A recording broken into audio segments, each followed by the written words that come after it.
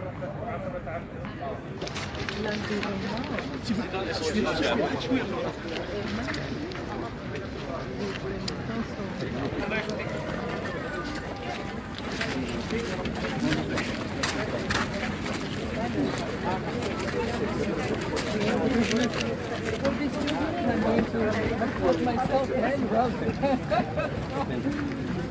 the title of our book that we have released today, and we start the event. The First Excellency, Minister of Finance and Economic Finance of Morocco.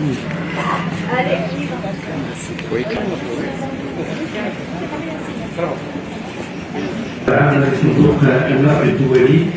اسمحوا لي أن أشكر جميع المشاركين في هذه التظاهرة لتشريفهم لنا بحضورهم في مراكش. خسائر بشرية ومادية كبيرة في عدة أقاليم من المملكة، وأودعنا أن نعيب عن